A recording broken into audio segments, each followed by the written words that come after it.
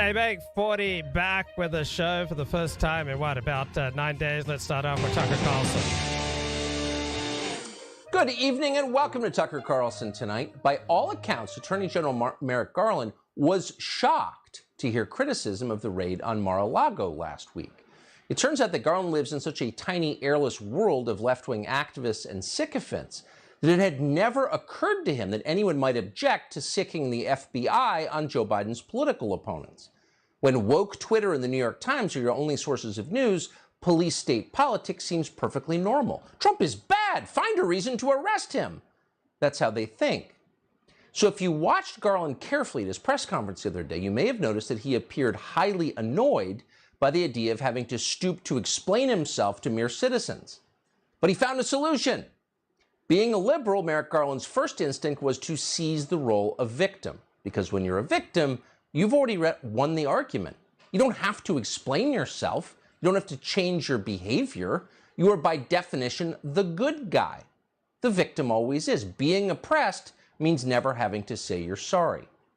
So as Garland explained at the press conference, the FBI was in fact the real victim here. Mean old Fox News was asking unfair questions, and that's just wrong. So the real problem isn't that America's most powerful law enforcement agency is dangerously politicized and corrupt. No. The real problem here is that people have dared to complain about it, and they must stop immediately, or else they're domestic terrorists. As Garland put it with what seemed like genuine outrage, I will not stand silently by as the integrity of the FBI is unfairly attacked. Well, of course, media organizations loved it. There's nothing they revere more than a victim. Victims are holy. So they immediately took Garland's side. They're being mean to the FBI. Stop it, guys. That's not allowed. But if you take 3 steps back and think about it for a second, Garland's position, which effectively is you're not allowed to criticize me, I'm the Attorney General of the United States, is pretty weird. In fact, it is an inversion of the traditional relationship between the U.S. government and the population it supposedly serves. According to Merrick Garland, the onus is on American citizens to respect the FBI. Obey, it's your duty. But, of course, that's not true. In a democracy, the onus is on the FBI to earn the respect of Americans. They work for you, remember? And lately, they have not been doing a very good job, and people know that they haven't been. The public's confidence in the FBI has plummeted by double digits in just the last few years. And unfortunately, there's a reason for that, and it's a huge problem. We need the FBI. You can't just defund federal law enforcement. There are a lot of federal laws. Most of them are silly. Some of them are not silly at all. They're very serious, and they must be enforced. So we have to have an FBI, and it has to be an FBI we can trust. And we can't trust it until its behavior merits trust, until it's honest, and to the extent it can be transparent, consistent in the way it enforces the law. We have to have a federal law enforcement agency like that. We can't just make it go away and hope for the best. But we're nowhere near that point because the people who are supposed to be overseeing the FBI have ignored egregious examples of corruption over many years. But they're getting very hard to ignore because they're just so obvious now. And it's not just the raid on Mar-a-Lago. Consider the Gretchen Whitmer kidnapping case. You may remember that story. It's from the fall of 2020. You may even have followed it a little bit and heard how it ended. So it seemed like a terrorism plot was in fact a setup by the government to make a group of ordinary people in Michigan look like terrifying right-wing extremists, those violent white nationalists Joe Biden is always mumbling about. Well, it turns out there aren't enough of those people in real life. Extremists. They're pretty rare, actually. It's not a very racist country, despite what they tell you. So the Justice Department had to go create some, and they did. And that's not just our opinion. That was the finding of a federal jury in Michigan. So it's a shocking story, really. But the details of that story are even worse than that. They are beyond belief, and we'll tell you what they are in just a minute. But first, to set the scene, here is Gretchen Whitmer herself, governor of Michigan, announcing that she was the intended target of a terrorism plot. This is from October 8th, 2020. Earlier today, Attorney General Dana Nessel was joined by officials from the Department of Justice and the FBI to announce state and federal charges against 13 members of 2 militia groups who were preparing to kidnap and possibly kill me. If you break the law or conspire to commit heinous acts of violence against anyone, we will find you, we will hold you accountable, and we will bring you to justice. Oh, we'll bring you to justice. I'm so important that militia groups have organized to take me out. What a self-aggrandizing description. But the last thing she said, we'll bring you to justice. Well, they actually tried to do that. They had a trial and then a retrial. And thanks to that, we have testimony and cross-examination that reveals what actually happened, how the FBI engineered this plot. Now, most of the media were paying zero attention to this. Julie Kelly of American Greatness has actually covered it, and we're grateful to her for what she's found. So here's the outline. In early 2020, a 35-year-old Army veteran called Dan Chappell, nicknamed Big Dan, was working as a contractor for the U.S. Postal Service. He drove delivery trucks. He was scrolling Facebook one night, and Chappell says he found a pro-Second Amendment group called Wolverine Watchmen. He says he just happened upon it. So Chappell testified that he was concerned by the group's criticism of law enforcement. So he went to a police officer friend of his and asked for advice. None of the messages within the group violated any law. But somehow, within a week, Chappell wound up connected to the FBI, to several FBI agents, including a special agent called Jason Chambers. Now, we learned through testimony in the trial this week why Chambers was interested in the case. It turns out that Chambers, in violation of FBI policy, was running a side hustle. He just incorporated a security firm called EXE Intel, and he saw his work on the Whitmer case as a way to promote his own business. We know that because throughout 2020, someone affiliated with his business, their Twitter account, repeatedly tweeted non-public information about the kidnapping case that Dan Chappell was building for the FBI. So it's not surprising, given the built-in incentives here, which were against policy once again, that Chambers appeared to do everything he could to make sure the investigation went according to plan. Now, no investigation can go according to plan because there shouldn't be a plan. An investigation is the process of finding out what happened. An investigation is not the process of orchestrating things to happen. But that's exactly what this became. In all, the FBI, with Chambers as the handler, paid Chappell, Big Dan, more than $60,000 in the course of just a few months. Today, Chappell testified that he made more money working for the FBI in 7 months than he did working for the United States Postal Service over the course of an entire year. So there's a lot of money moving from the FBI, the federal treasury, to this informant. So the FBI told Chappell that in exchange for all of that money, he needed to start assembling a group of right-wing extremists for the FBI to prosecute. They made the whole thing up. And he did that with the FBI's help. Within a few weeks, the FBI created a new Facebook group called Patriot 3%ers. This is why you should be careful of Facebook, by the way. Oh, it's just this group. It looks interesting. Yeah, okay. So Chappell and several members of that group then attended a protest at the Michigan State Capitol. Look at you bringing people together, the FBI handler texted Chappell. Now, throughout that protest, which didn't look a whole lot different from the January 6th protest, Chappell kept in touch, close touch with federal agents. He informed the feds that a 37-year-old man called Adam Fox was at the state capitol during the protest. Now, Adam Fox was got to be one of the least powerful people in our society. He lived alone with his 2 dogs in the basement of a vacuum repair shop. Why? Because he had no money whatsoever. In fact, he had so little money that in order to get running water to brush his teeth or use the bathroom, he had to go to a nearby Mexican restaurant and use their men's room. So Chappell began texting this diabolical mastermind, Fox, hundreds of times. But Fox seemed inherently moderate, actually. He wrote things like this, quote, "Our goal is to restore the constitutional republic." Fox also said, quote, "In our hearts and minds, we are not domestic terrorists." Oh, sounds very dangerous. So based on those text messages, the FBI gave Chappell more instructions. They provided Chappell with several $5,000 limit credit cards, and they told him to give those credit cards to Fox and tell him to spend it on guns and ammunition. So Fox, despite the fact he had no money at all, he had to use the men's room in a Mexican restaurant to brush his teeth, refused. On 5 separate occasions, he refused to take the credit cards to buy guns and ammunition. Then, what a terrorist. Then in July of 2020, Chappell suggested that Fox and others fire rounds into the governor's mansion as well as at her cottage. But the alleged plotters, including Adam Fox, again refused. They didn't want to hurt the governor. Ultimately, in August of 2020, the group started to splinter. Chappell and other informants were instructed to keep the group together. No! Keep it together! Keep the threat real! So they introduced another undercover agent who pretended to be an explosives expert. He showed the group a video of a bomb that blew up a vehicle to prove he knew what he was doing. Where'd that video come from? Well, it was made by the FBI. Is this shaking your confidence a little bit? These details are real, by the way. They came out at trial. Then the Bureau recruited a convicted felon and a longtime FBI informant called Stephen Robson to introduce a new idea to Fox, as well as to Barry Croft. This time, the idea was to kidnap Gretchen Whitmer. Robson, with the FBI's money, organized several events, including a national militia conference in Ohio, training in Wisconsin, and a meeting in Delaware. FBI orchestrating all of this.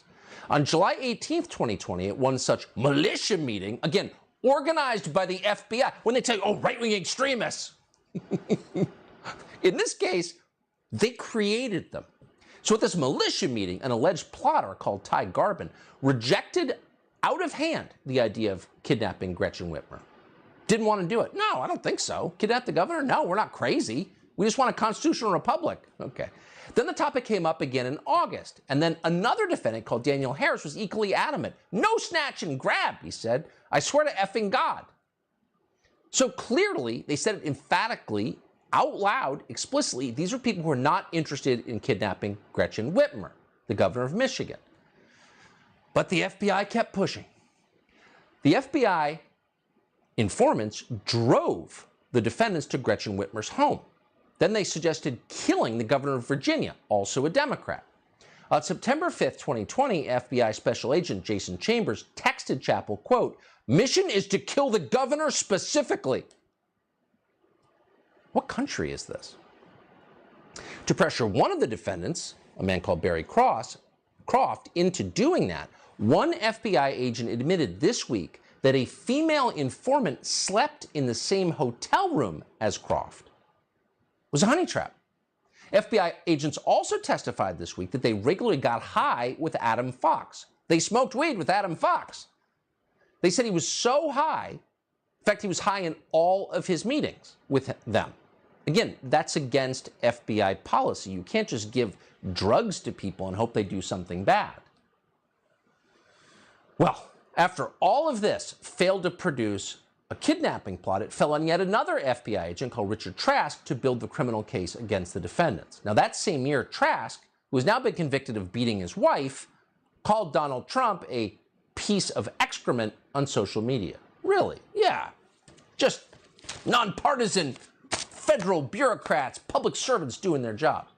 Now, incredibly, after all of this, the person in charge of the field office overseeing the Whitmer investigation in 2020, a man called Stephen D'Antuono, was promoted, not fired, promoted to lead the DC field office in late 2020. Are you connecting the dots here? In other words, the guy who made sure that FBI informants were active during a rally in the Michigan State House in 2020, as part of this concocted plot, that same guy went on to become the guy who oversaw the investigation into, wait for it, January 6th.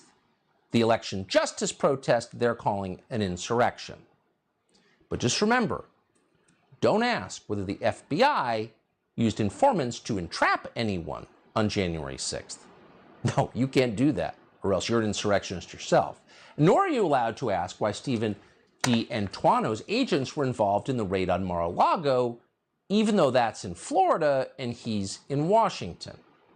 Because it turns out questions like this are hate speech.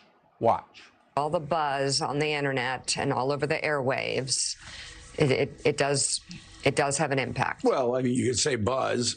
Well, there's an awful lot. I'm calling it buzz. There's an awful lot of hate speech coming from pro-Trump media outlets, and anger, just attacking the nation's premier law enforcement agency simply because Donald Trump is being investigated.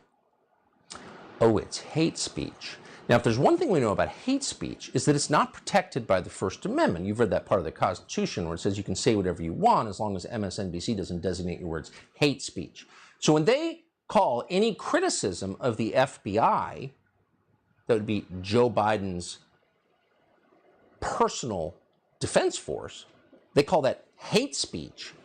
What they're really saying is you're committing a crime. You can see where this is going. But the truth is, there are still questions about the FBI's behavior on and around January 6th. And given what happened in Michigan, where we know beyond question that the FBI tried to create an act of terror, it's fair to ask what exactly did happen on January 6th? And why is the FBI still hiding footage, critically, of the person who planted a pipe bomb outside the DNC on January 6th, while Kamala Harris was apparently inside, something that she lied about for months? What exactly is going on here? We're, of course, not alleging anything. We don't know the answer. But we know for a fact, given the FBI's behavior, and we report this with great sadness over the last several years, it is worth getting to the bottom of this. In fact, we have to if we're going to restore confidence in federal law enforcement. No one is asking these questions really apart from Revolver News. And here's what they've come up with. Watch this. Camera 1 shows the pipe bomber walking up to the DNC grounds at roughly 7:40 p.m. He sits on bench 1. Then he gets up and walks off screen. According to the FBI, he walks the length of the DNC building, and 10 minutes later, he comes back to the same bench area and sits on bench 2. There, at 7:52 p.m., camera 2 captures the pipe bomber sitting on bench 2 and, we are told, planting the pipe bomb by the side of the bench, next to the bush. We are told the pipe bomber plants the pipe bomb there, but we can't see it. Camera 2 is occluded by a giant bush that blocks the scene. The pipe bomber even looks at camera 2 head-on, for some reason. It's very frustrating, because we can't see the moment the pipe bomber plants the pipe bomb, but the FBI can. That's because the whole scene should be captured on camera 1 as well, and much more clearly than camera 2. Camera 1 has a clear shot of both benches. If the FBI released the full tape from camera 1, we could see the pipe bomber planting the bomb. Okay, so what exactly happened outside the DNC on January 6th? And why is no one asking that question? And why has the Department of Justice not told us? We've heard everything they want us to know about January 6th. Why not more about this? Darren Beatty of Revolver News is one of the few people who is pressing. Okay, 40 here. I'm back. And it was so good to take a 9-day break from broadcasting just so that I could think a second time about where I put my energy, about, what I believe in, what I want to do with my life. So Claire Core was taking me to task earlier this morning for admitting that my faith in God had somewhat diminished in intensity during my illness. Well, belief in God is an abstract thought. And so I don't know about you, but when I am sick, my bandwidth, my capacity for abstract thought is reduced. So when I was sick over the past 9 days, I kind of brought my life down. I didn't leave the house for a week. I did my work, I earned my living. I paid the bills. I did some cleaning up. I had phone calls with all my sponsees. And aside from that, I was just off the hook. I was just miserable. My head, my heart, my brain, my central nervous system wasn't into thinking abstract thoughts about politics. I was sick on the first day that Trump was raided, 8 days ago, and I didn't have a strong opinion at first. It took me several days, and I still don't have a strong opinion, right? I'm 50% open to the FBI did the right thing. And it wouldn't shock me if Donald Trump had possession of documents that did not belong to him. So many different things to reflect on, but it was just so good to step away from stepping up and giving my opinions every day. It was so good to step away from my habits. It was so good to get out of the habit of production. And it was so good to get a break from my beliefs.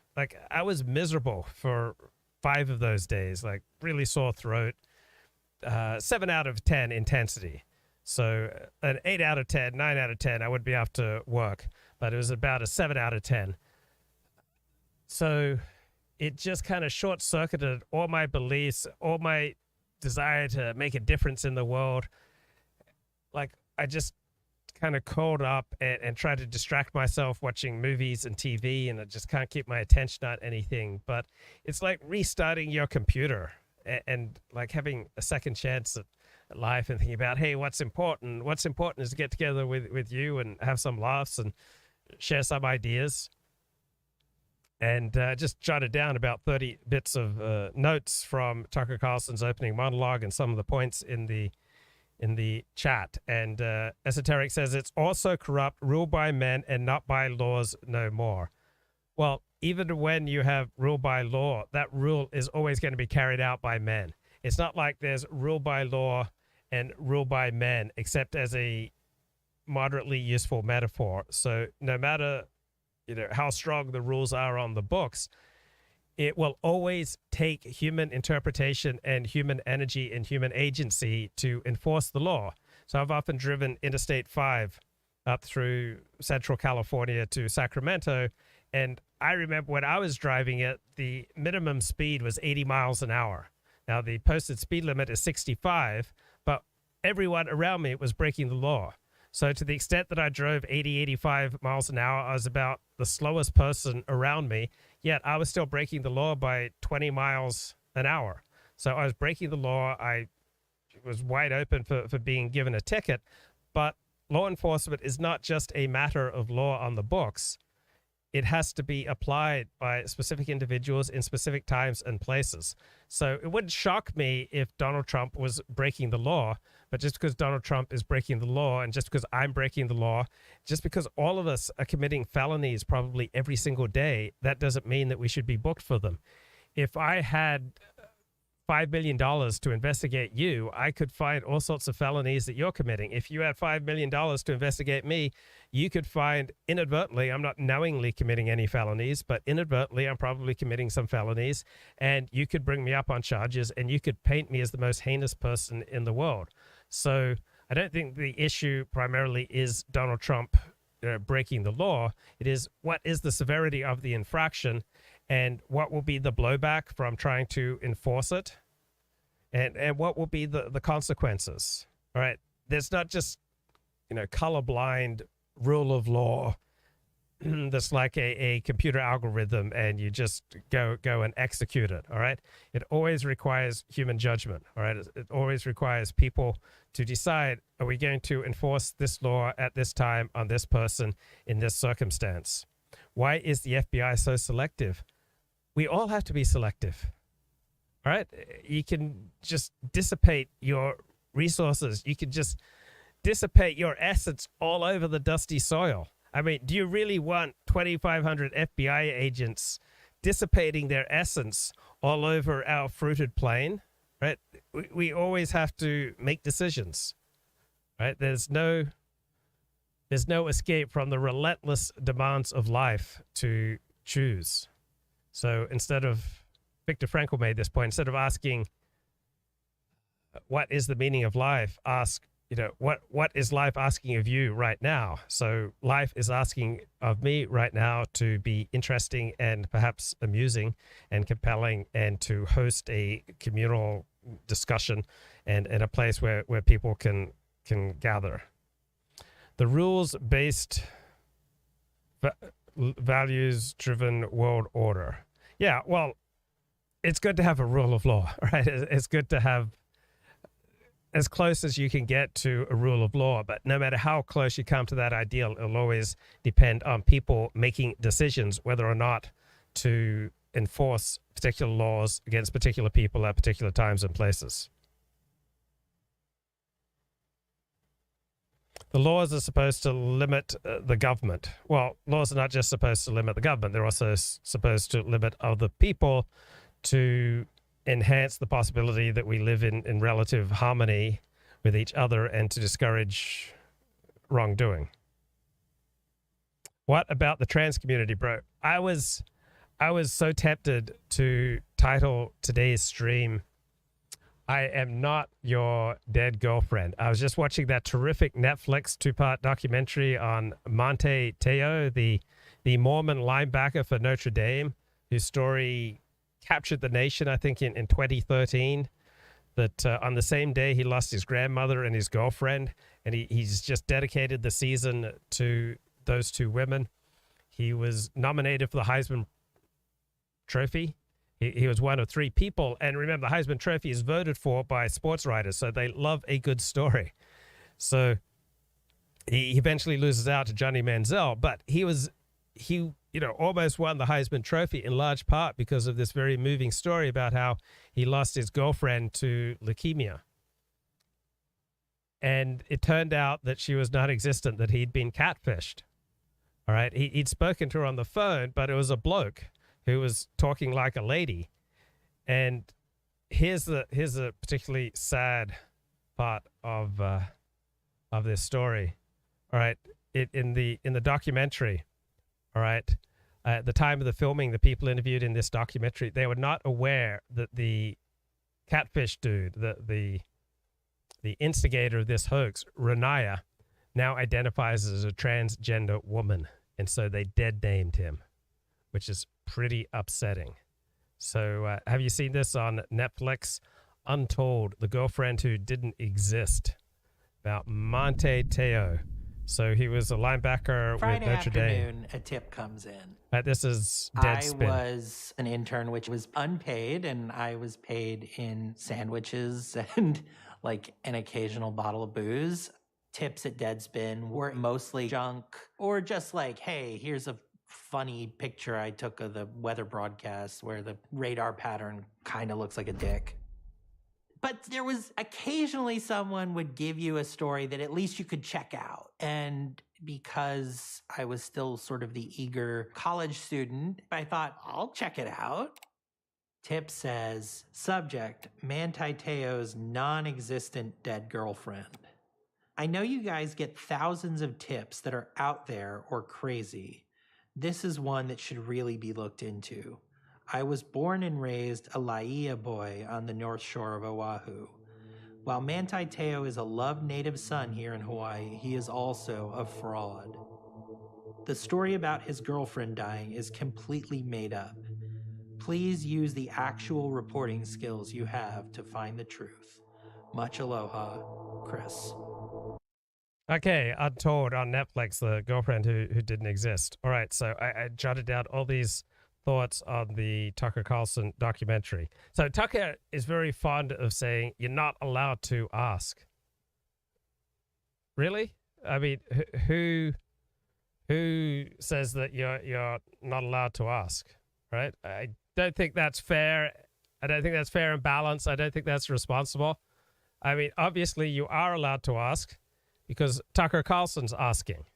So Tucker Carlson's a lot of fun. I think he's the most important pundit out there. He often gets it right. He often gets it wrong. And this idea that you're not allowed to ask, right? By whom, right? Who is preventing you from asking? You can ask, all right? This is America. It's a free country. You can ask. All right. So if the FBI goes up against Donald Trump and you automatically side with Donald Trump and you automatically side against the FBI, then you're not really a pro-law enforcement person.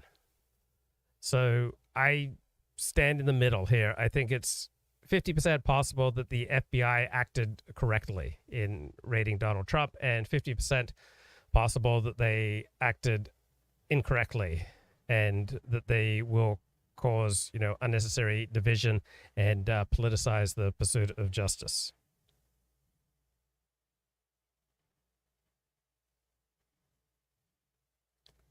Oh, so when you talk about how things are so corrupt and so bad in America, you've always got to ask, compared to what country, right? You think Japan is this, crime-free utopia, and in many ways it is compared to America, but in many ways it isn't.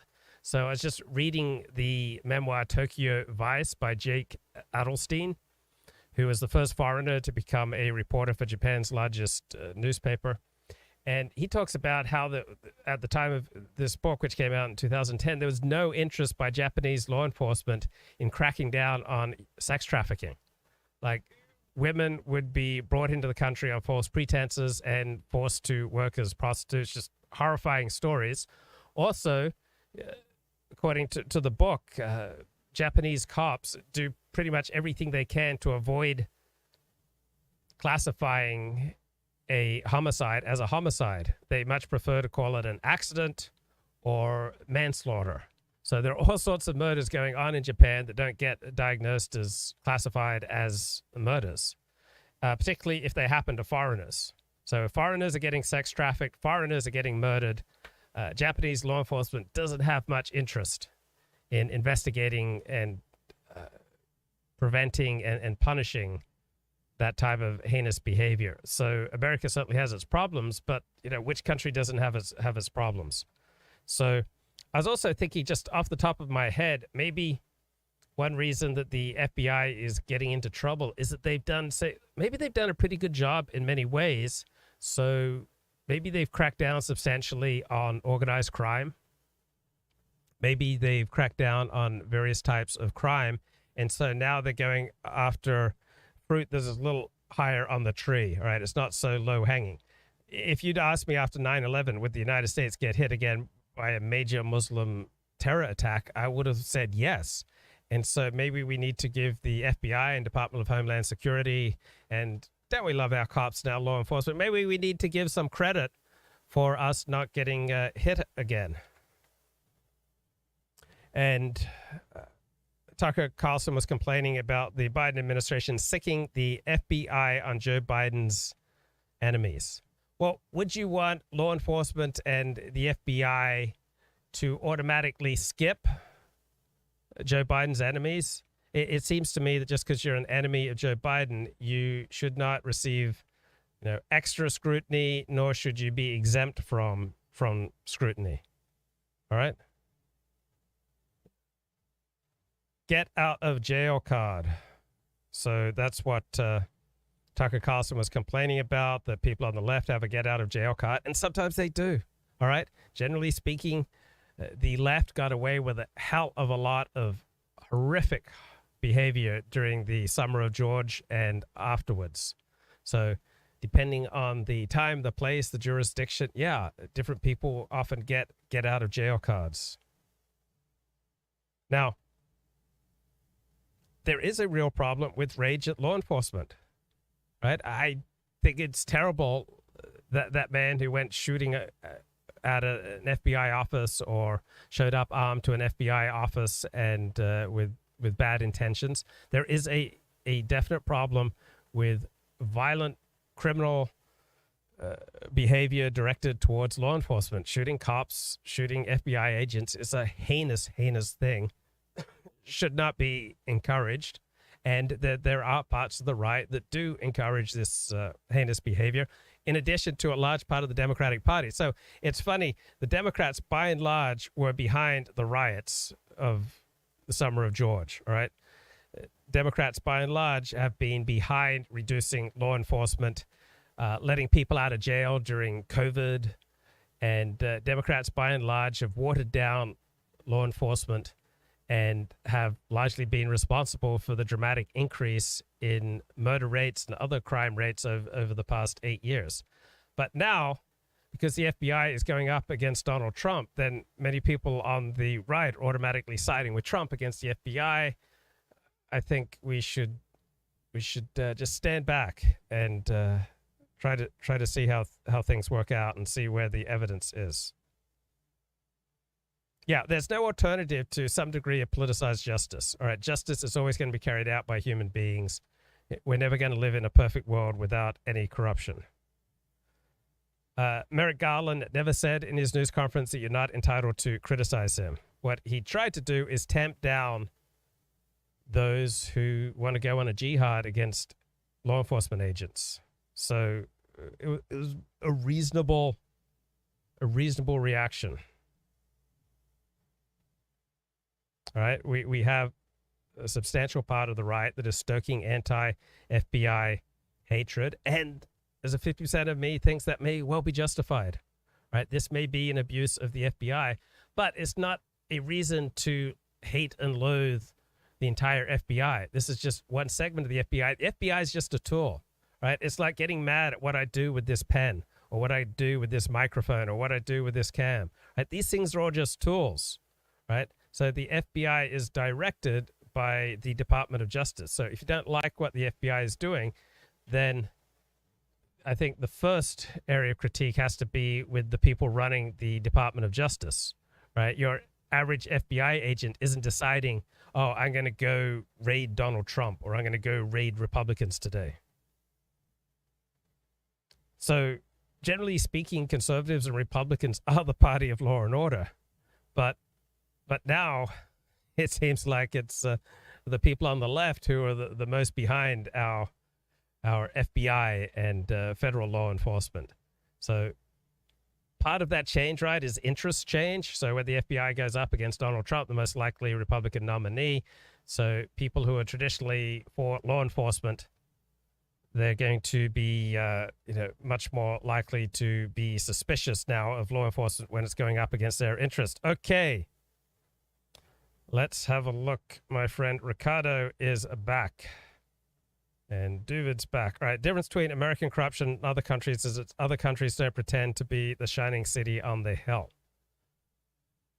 Yeah, so when you stand for something, right, when you have this self-image of being a shining city on the hill, you are much more vulnerable to criticism.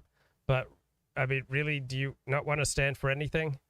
Do you want to abandon that image of being the shiny city on the hill? Of course, much of being a shiny city on the hill is delusion. I mean, I at times kind of think of myself as, as a ray of light in the world.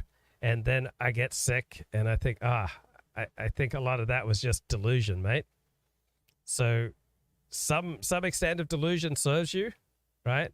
But an excessive amount of delusion definitely does not serve you.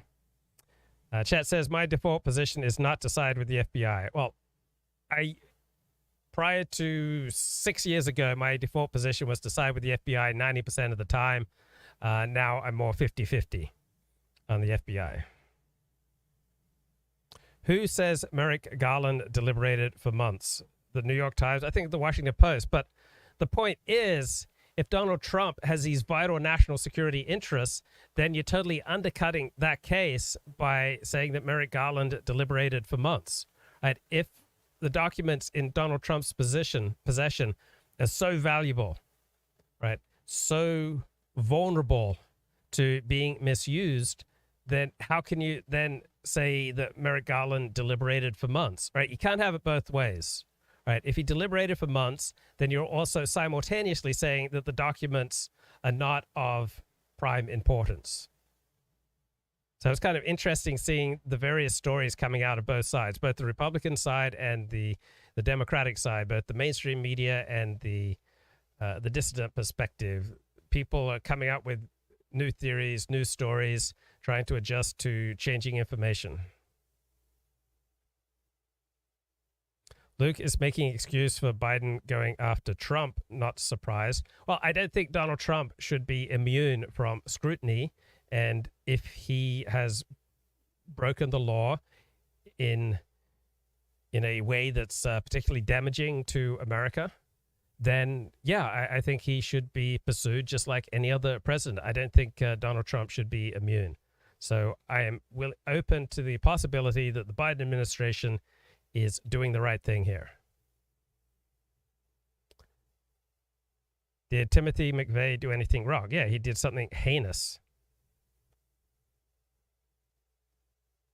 Remember when Luke defended Jeffrey Epstein for not going after anyone that wouldn't be old enough for a bat mitzvah? Well, yeah, right? So I'm not primarily here about point scoring and just emoting to feel good. There is a big difference between going after a 14-year-old girl and going after a 4-year-old girl, right? Going after a 4-year-old girl sexually is far more heinous than going after a 14-year-old. A 14-year-old, generally speaking, all things being equal, has more agency than a 12-year-old. Just as a 16-year-old has more agency than a 14-year-old, a 20-year-old has more agency than a 17-year-old, and a 25-year-old has more agency than a 21-year-old. So there is a big difference between going after teens who are prepubescent or postpubescent. Does it mean that it's right? Does it mean that it's good? Does it mean you should get a get-out-of-jail card? There's a significant difference.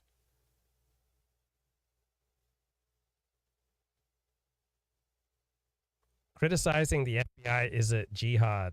Never said anything like it.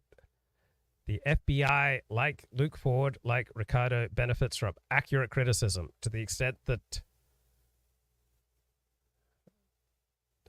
Tucker Carlson's opening monologue was accurate, then he did a service. I don't know enough. We love the FBI. I love the FBI when they do lovable things. I hate the FBI when they do hateful things. The left now loves government and huge corporations. Yeah. So it seems like the left, the center left, and the center right all kind of embrace big government, big corporations. Ricardo says, I want to abolish the FBI. They offer nothing. I'm agnostic. So we have all sorts of federal law enforcement. Maybe we should just centralize them into one national law enforcement agency. I think in Australia, there's the Australian Federal Police. What does the FBI do that's a positive? Seriously? I mean, they haven't taken down terrorists, haven't taken down organized crime, they haven't taken down people doing heinous things. Remember that kid in Israel who was ruining dozens of women's lives by sexually blackmailing them and hacking their computers? I mean, he ruined dozens of people's lives, and the FBI led the way in taking down that kid in Jerusalem and bringing him to justice in America. It is so transparently clear that this was a political hitch-up. We don't know the importance of the documents that they seized. Right? So as each day goes by and we don't know what exactly they seized, that the more skeptical I become of what the FBI has done. So initially, I didn't have any reaction. Then, I think 2-3 days went by, and I started thinking, I believe this is going to end up being more positive for Trump than negative, because they haven't come up with the goods. Like, if they had a strong case, they'd be making it. That they're not making a strong case 8 days later, to me, indicates that they miscalculated. But still trying to keep an open mind. Maybe they'll prove me wrong.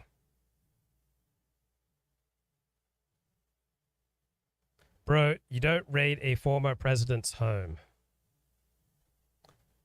Well, at what degree of severity of wrongdoing does one raid a former president's home? There are about 1 million people that deserve police attention more than Donald Trump, says the chat. I'm not sure.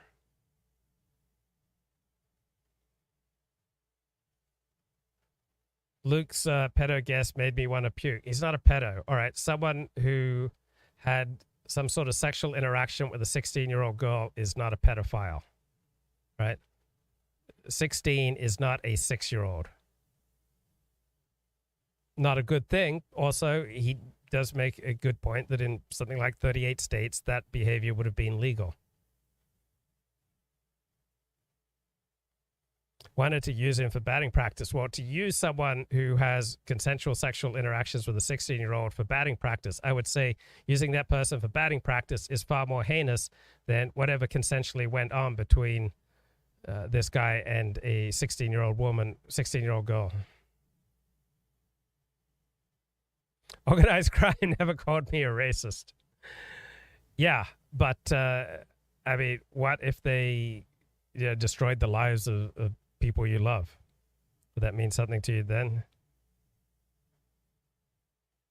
Most trucks of Pierce are driven by FBI agents. Luke defending pedos, pointing out that there's a difference between an adult having sex with someone who's post-pubescent and prepubescent, and calling that defending pedos, I think, is unfair. Okay, so I made all these notes.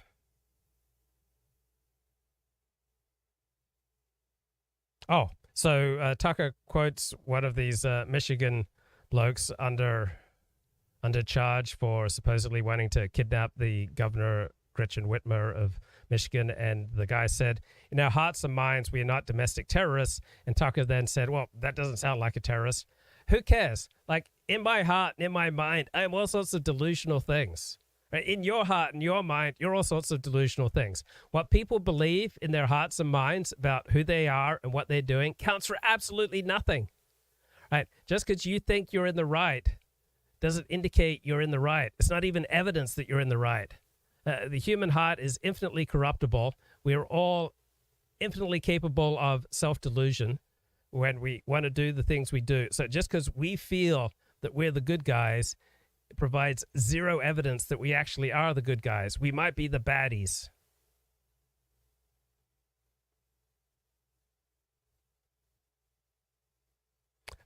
So the behavior of the FBI has a great deal to do with how people regard the FBI.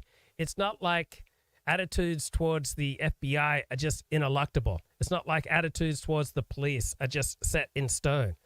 The way the FBI conducts itself is going to have a profound effect on how the FBI is viewed. If the FBI has been misused in this raid of Donald Trump, that's going to have a profoundly negative effect on how people view the FBI, and the FBI and the Justice Department will have brought that on themselves. So how Jews are viewed, in large part, depends on the behavior of Jews. How blacks are viewed, to a large degree, depends primarily on the behavior of blacks. How white Christians are viewed depends primarily on the behavior of white Christians. How Muslims are viewed depends primarily on the behavior of Muslims. How dentists are viewed depends primarily on the behavior of dentists. So it's looking to me like the Justice Department, the FBI, made a bad choice here. And if so, the Department of Justice has done far more to whip up needless hatred of the FBI than, all the dissident right. So we affect how other people react to us. I affect how you think of me. I affect how you treat me. I affect how you speak about me. I don't control you. I don't command you. All right? I'm not some messianic figure, but I have some influence on how you treat me and how you talk about me. And then thinking about how the left and right are kind of going back and forth on who's the law enforcement party, it just reminds me once again that everything we hold precious is in a constellation competing with other values. So I love belonging to a community. I also love freedom of speech. These are completely in tension with each other. So when I want more freedom of speech, I have to give up community. If you want justice, right, sometimes you have to give up the virtue of peace. If you want clean streets, sometimes you have to reduce freedoms, all right? So in Singapore, I believe you're not allowed to chew gum in public. And I believe they cane you if you violate all sorts of things that receive virtually no penalty in the U.S. So all values, including law enforcement and cracking down on crime, all that, it's all within a constellation competing with other values. It's not like there's ever just one value and that's all we have to worry about. We got to be adults, right? You want more law enforcement, you want more aggressive law enforcement. There's going to be some reduction in personal liberty that comes with that. I like stop and frisk. I recognize that many people are going to be inconvenienced and even humiliated by enforced stop and frisk policies. I believe the payoff in reduction of crime will make that worth it.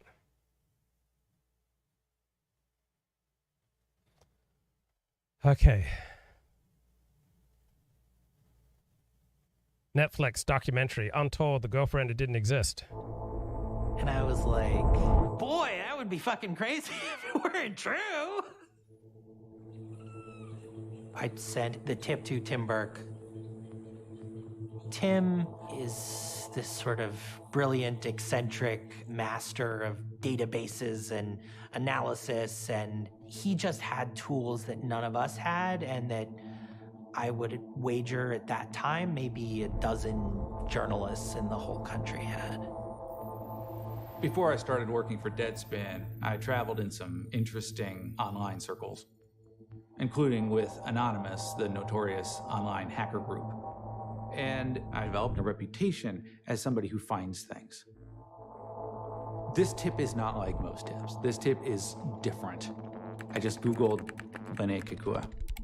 every single result, a story about how she was the dead girlfriend of Notre Dame linebacker Manti Te'o. She physically did not exist outside of being Manti Te'o's dead girlfriend, which was the whole story to me.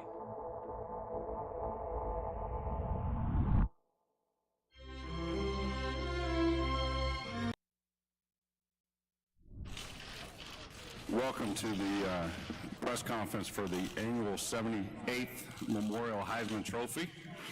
And tonight we will name the most outstanding college football player in 2012. Look right. Look down at the cameras in front. At this point, I had got a call 2 days earlier that the girl who I thought was dead is now alive. And I'm at the Heisman ceremony in New York. And I got a national championship game I got to play in. I don't know what to think. I don't know what to do. So anyway, this documentary, Untold, The Girlfriend Who Didn't Exist, it makes me think about how we all have friends who don't exist. We all have conceptions of friends that are completely divorced from reality, because it's kind of tiring and a little scary to reflect on the complexity of individuals. So we tend to put people in a box. You know, this guy's a good person, this person's an honest person, this person's, you know, a fighter for our people, this person's good in business.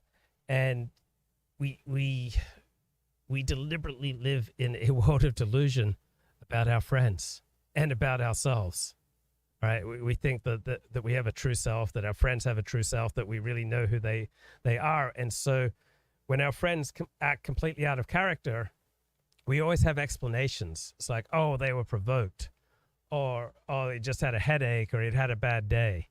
And so this guy who was catfished, I just think it reflects this very human tendency that we all have to believe all sorts of things about our friends that are simply completely disconnected from reality.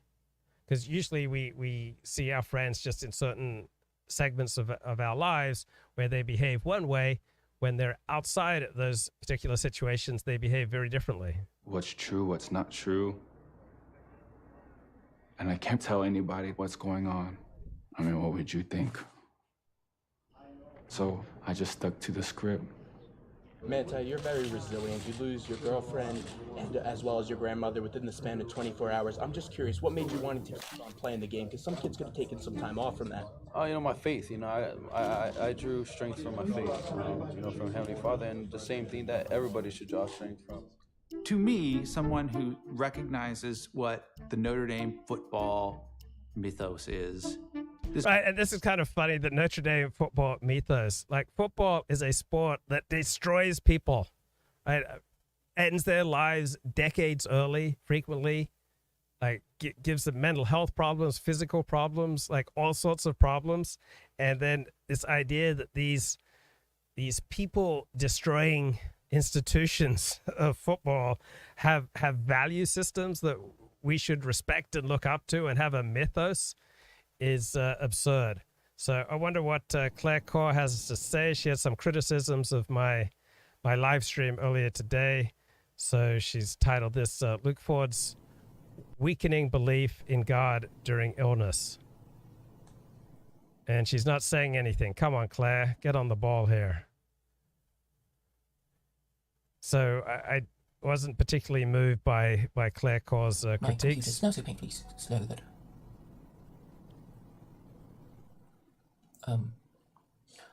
But I think I really will have to buy a new one, or a new old one, or, well, just something that isn't so damnably slow, and its slowness has increased to almost an unbearable extent. So I've closed as many of the windows. Come on, Claire, pull it together. Come up with some thoughtful critique I'm sorry here. for the wait, but I thought it's just as well to wait for people to come and go. Come on, Claire. So Claire thinks that if you believe in God, that you then automatically make good decisions. And I just don't see any evidence of that. I know plenty of people who believe in God who regularly make terrible decisions. Other people who don't believe in God and often make impressive decisions. So For some people, in some circumstances, belief in God can be a wonderful part of their life, but it doesn't come with automatic magical qualities of always doing the right thing just because you believe. Or hell in the afterlife, if you believe in that sort of thing, you'd wish to avoid being sent to the worst place. And you would... Europe's become secular, dramatically so, over the past 3 decades, and there's no dramatic difference in crime rates among native Europeans. So Europe moving from religious to secular, from believing in an afterlife to having no belief in an afterlife, doesn't seem to have changed Europeans' perspectives very much. So I don't think Claire's doing a particularly good job making her case. This is Richard Spencer talking with Ed Dutton about the FBI would raid. be, I mean, you know, they're extreme. That is not the mindset of liberals, particularly baby boomer liberals who are in charge. And so the dynamic is basically these centrist types who want to maintain this order, want to engage and need a stable domestic order in order to engage in foreign policy, monetary policy, et cetera, et cetera. And the like populist wing, which is largely white, though not entirely so, that feels understandably and correctly in many ways alienated from these institutions. And so the institutions are anti-white, they're anti-Christian, they're anti-conservative, they're anti-Republican, whatever they want to say. They are totally alienated. They don't see themselves as benefiting from these institutions. Right. So I think this is why so many people on the right have turned against the FBI, is that they don't see themselves as benefiting from the FBI. Why have so many people on the right turned against virtually all of America's major institutions, from the New York Times to the CIA to the Academy? Is that many regular Americans no longer see themselves as benefiting from our major institutions. And I don't think their perceptions are delusional. All right. I believe that the skepticism of our major institutions is in large part earned by the performance of our major institutions. I just wouldn't go as far as the skeptics in just wanting to throw it all out. Understandably, in many ways. And they are increasingly engaging in rebellion of some kind. I mean, there's J6 is obviously a case of you fucking stole it. I don't want to see any of your evidence. I know it in my bone marrow that you doggone bastards took the election, and we're, that's how they were.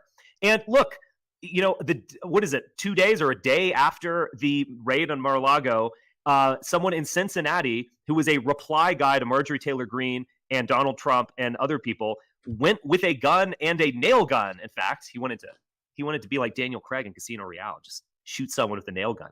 Pretty great scene. I don't know if you've seen that movie, but anyway, he took a nail gun and a long rifle or something to the Cincinnati FBI office and ended up in a shootout in a field. There was a protest last night in Arizona, I believe, which is a increasingly kind of radicalizing Yahoo state, where they are outside of the FBI. They are actively going against these institutions, and it is bizarre. It's funny. I'm actually listening to a pretty good book called Fault Lines on Audible. It's a real kind of an easy listen of a book, but it's a history since Watergate of the United States, and it kind of reminds you of all of these dynamics and kind of popular culture of the last 40 or 50 years. And and I lived through not all of it, but most of it. And I can remember the just reversal of this tendency within my lifetime 20 years ago. It's something I almost kind of hated.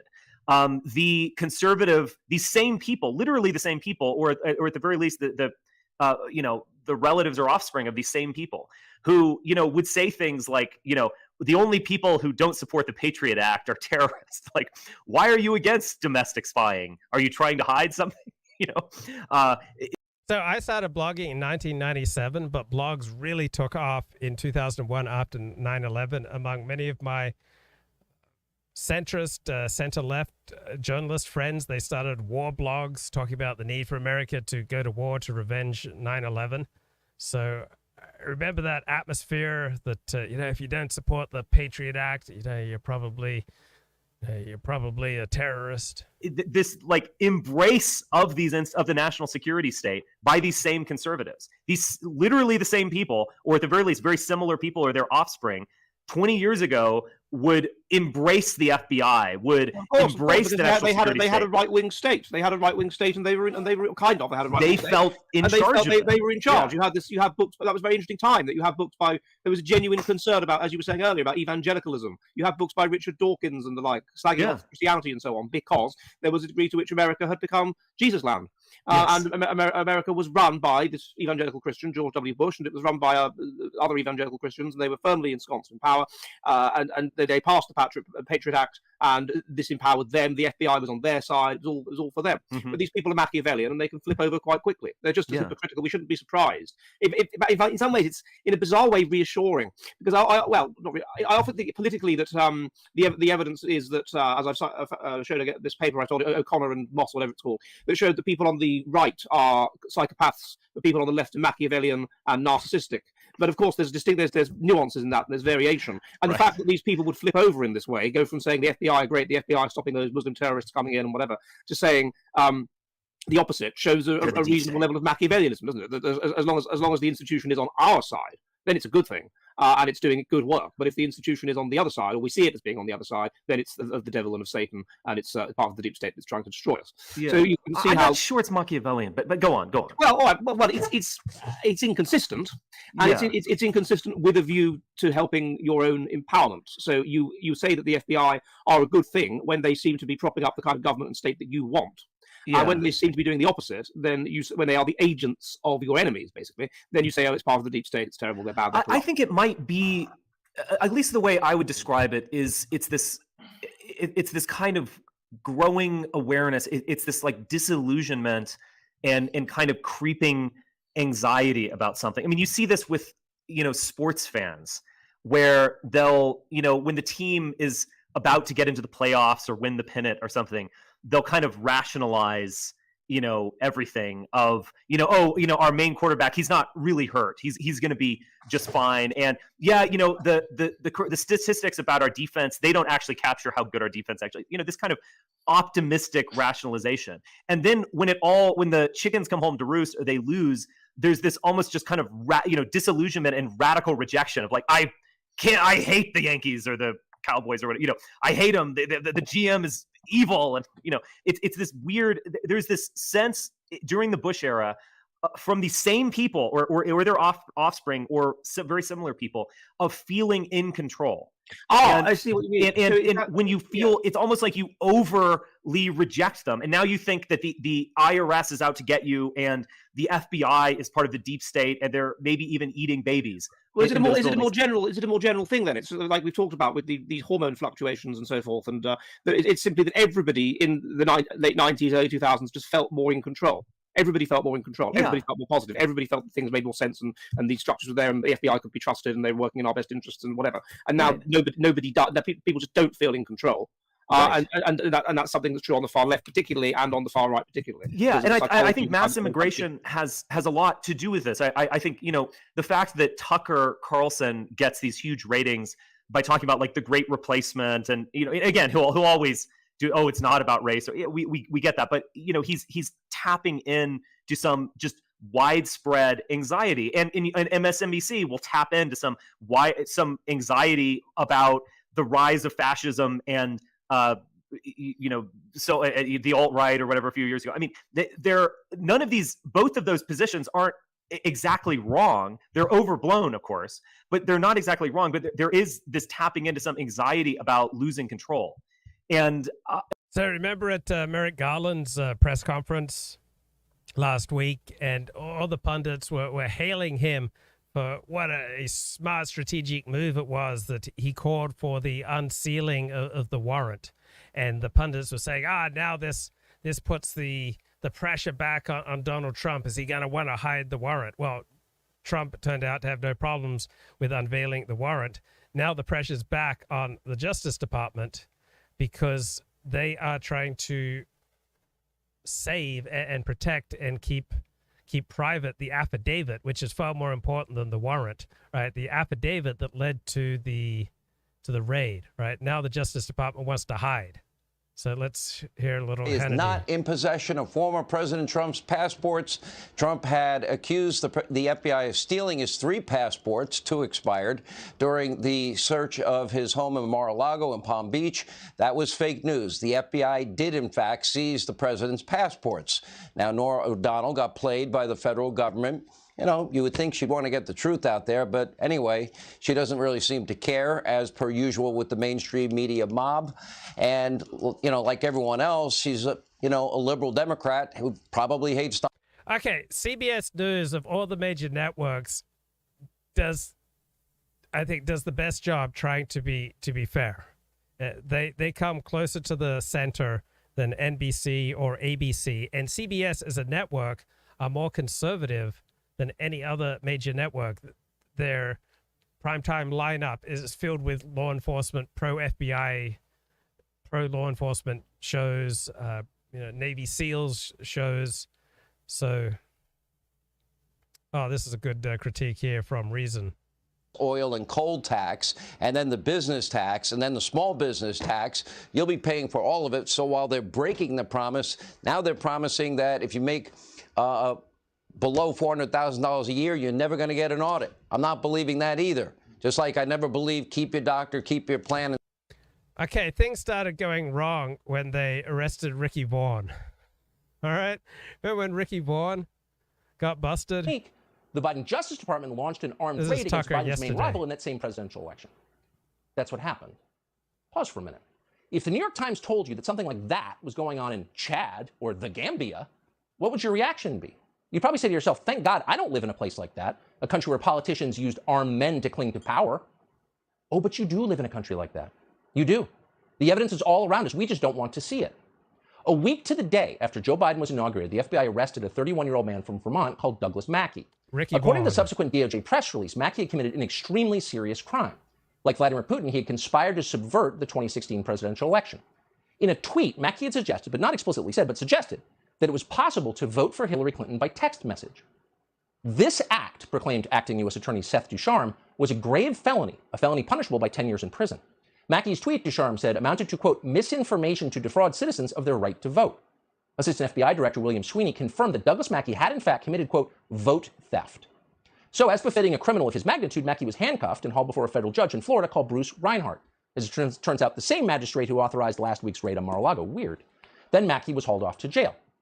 Now, Mackey's arrest seemed like a significant story, but at the time, media coverage was relatively scant and almost uniformly credulous. The reporters who covered it simply clipped quotes from the DOJ press release and moved on to something else. Why? Well, the New York Times set the tone early by describing Mackey as, quote, a far-right Twitter troll. Far-right Twitter troll is not a technical term. In fact, it has no agreed-upon meaning of any kind. It is slang, and slang is something that serious newspapers never include in news stories. But in this case, the term far-right Twitter troll had a use. It sent an unmistakable message to the country, and in particular to the rest of the media. And it was this: Douglas Mackey is a dangerous person with unspeakably ugly views. He deserves to be locked up. And so he was. There was no consideration of the merits of the government's case against Douglas Mackey, but there should have been, because the case was absurd. If Mackey's tweets were so threatening to our system of government, to our democracy, then why did the Department of Justice wait more than 4 years until the week Donald Trump left office to charge him? And if Mackey actually stole the votes of American citizens, as the FBI repeatedly alleged that he did, whose votes were stolen? Who exactly were the victims of Douglas Mackey's crimes? The media never asked, the Biden administration never said. As of tonight, the Justice Department has never identified a single person who was prevented from voting or from doing anything else by what Douglas Mackey tweeted. Yeah, good points there from Tucker. All right, Yoram Hazony is out with a new book on America, and I like the analysis of Brian McClanahan. He's a history buff. He has a PhD in history. He's a professional historian. He's published many books, and he makes a profound distinction between nationalism and federalism. And he belongs much more with the federalist position, meaning give as much autonomy to states as possible, reserve federal powers for certain limited functions. So this is Brian McClanahan. To simply control that and never let up. And this is where we are in the 21st century. This is why John C. Calhoun was so interested in decentralization. Not just that, having an extreme decentralist check on the central authority. What I mean by that is, of course, nullification and the concurrent majority. Calhoun understood majorities are a problem, Numerical majorities are a problem. This is John Randolph of Roanoke. This is the Southern version of all this. And Calhoun, of course, said, I am a conservative, and since I am a conservative, I am a states' rights man. Hazony would not agree with that. He would say if he was a conservative, you would have to be a nationalist. That would be incorrect. Calhoun and all of the Southerners in the antebellum period, even afterwards, were prescient of the fact that if you wanted to be an American conservative, you had to preserve these regional identities and you had to preserve the regional local traditions and cultures, because if you didn't, you're going to be put under the heel of New England. And that's exactly what Hazony thinks should happen. But that heel of New England has produced all kinds of follies in American history. Namely, centralization, extreme centralization, the New England system of finance capital, which is, of course, you can say, well, that's the greatest thing ever. Well, okay. Of course, it has produced prosperity for the United States. There's a lot of people who made a lot of money in the United States. But it's also extremely corrupt. And you start getting massive corporations out of that. And of course, corporations are the bane of American society now. I mean, there's no doubt about this. Corporations are controlled by leftists who then control society. I mean, this you have to understand. The Federal Reserve, what is the Federal Reserve doing but destroying the American economy, essentially? So, I mean, this is where, the stuff that Hazony says, you just have to look at it and say, gosh, if you could just get the history right, you would come to an entirely... And yesterday, if you like this podcast, you're going to... Claremont, they do this. The New York Times. I mean, this is... did a long piece on the Claremont Institute. So here's more. Pretty much unchallenged by broader academia, Field told me, as many academics, liberals, but also other conservatives, tend to consider political engagement in general and Claremont ideas and public manners in particular beneath them. That's an important line. You see, anybody that's out there doing real work, that's beneath us. I don't want to comment on Claremont. That's beneath us. Or you can say the Abbey. I don't want to comment on the Abbeville Institute. That's beneath us. These people aren't real scholars. They're not academics, et cetera, et cetera. And I mean, this is where Claremont always operated on the fringes for years. Of course, you've got Hillsdale College, which, it's Straussian, except for a few good people there. There are some good people at Hillsdale. But, Larry Arnn is a Straussian of the Straussians. He is a Japhite of the Japhites. In contrast, Claremont scholars understand the power of a certain kind of approach to politics that's sensational, she said. Field pointed me to a recent exception, a small panel discussion in July in Washington, in which Kessler took part. Kessler defended the upsurge of populism as pro-constitutional, and so, he said, even though it takes an angry form in many cases, it was difficult to condemn it as simply an eruption of democratic irrationalism. Brian Garston, a political scientist at Yale, responded that it was very generous to interpret the current populism as, quote, erupting in favor of an older understanding of constitutionalism. But even if that was partly true, he questioned whether populism could be, quote, expected to generate a new appreciation for constitutionalism, or whether it wouldn't do just the reverse. It is, Garston said, a dangerous game to try to ride the tiger. Well, isn't this what leftists did for years? I mean, this is what all this bloviating about democracy is, right? I mean, then they talk about, of course, Claremont's budget, which has gone up quite a lot. And then I want to get down to this part where she brings up Jaffe. She says, Harry Jaffe used to ask what it was that American conservatism was conserving. The answer was generally ideological. American conservatism was not about preserving a social structure as in the old European societies, but rather the American idea, a set of principles laid out in the Declaration of Independence and the Constitution. Now, that's an important statement, because if you're conserving an idea, you're not a conservative. Again, conservatism is about traditions. It's actually reactionary, right? Conservatism, in so many ways, it's reactionary. It is reacting to the ideas of the other side, to the innovations of the other side that forces you to act. It's reactionary to that. So there is a set of principles behind it. It's not ideas, it's principles based on custom and precedent and tradition that force you to react to the other side.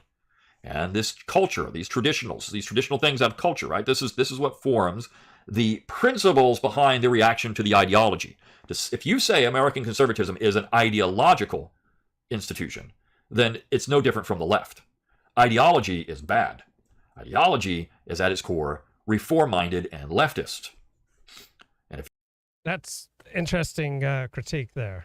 So tradition versus ideology. Okay, I did a stream at about 3:30 this morning, first stream in 9 days, and I talked about the nihilism of illness, right? When I was sick, right, I kind of just crumpled up and just kind of moaned and snorted and coughed and sniffled. And everything that I believed in so passionately and so strongly prior to getting sick, I just felt the intensity of all my beliefs considerably diminish. And Claire Core came into the chat and says, people who believe in God act according to their religious principles. First of all, many people who believe in God are not religiously active. Right. Second, people act for all sorts of reasons, right? They act for reasons to do with the imprinting they received in early childhood. They act, generally speaking, out of incentives, right? What they think will be best for them in the immediate moment, right? Generally speaking, people do not live according to any lofty principles, right? They react to circumstance, and they react to what's going on inside of them, and they react according to their upbringing and what other people they think will approve of. Right? People don't just subscribe to an abstract series of moral principles or religious principles and then conform their behavior to those principles. Atheists and nihilists who have no principles. Have you even met an atheist? Atheists are just as likely to have principles as religious people. They're not always the same principles, but even with atheists as with religious people, men do not, generally speaking, behave based on principles. People behave based on their impulses and on their imprinting and on the incentives that other people and society put before them.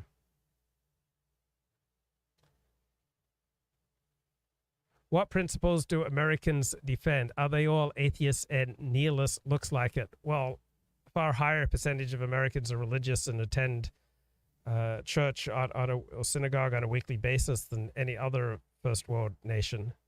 So it's just that in Europe and Australia, when people go to church on a weekly basis, their behavior generally tends to be distinguishable from the rest of the population, not so much in America. People who believe in God would be social conservatives. No, plenty of people who believe in God, number one, are not religious. And two, even if they are religious, half the time they're going to be on the left, all right, or the center left. The mainstream Protestant religions and mainstream Roman Catholicism tends to be center left in many ways.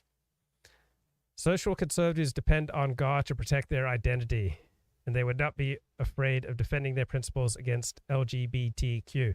Well, there's just no evidence for that, all right? By and large, American Christians and European Christians have accommodated themselves to the LGBTQ agenda rather than opposing it. Reasonable, responsible comments. Nick Fuentes is sincere. Yeah, he sincerely believes that a pose of Christian nationalism is more effective for him. He doesn't actually practice his religion from all accounts. Most people are sheeple. Most people are human, right? For most people, there aren't significant incentives for making up your mind on all these different issues, right? Most people are busy, right, doing a job, getting an education, looking after their family. Claire says, Christianity is kaput. Nobody cares. Well, it still has some influence in the world, but not as much as it did 50, 100, 200 years ago. Western men suffer from moral sickness, which means their moral principles have rotted away. Okay, compared to whom? Western women? Compared to Eastern men?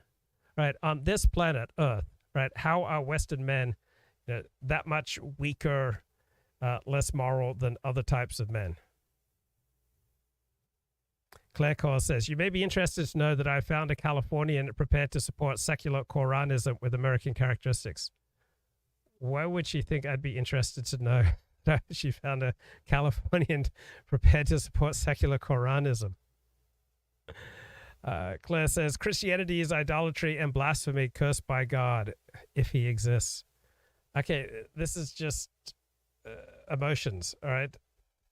Depending where you come from, every other religion, you can consider it idolatry and blasphemy.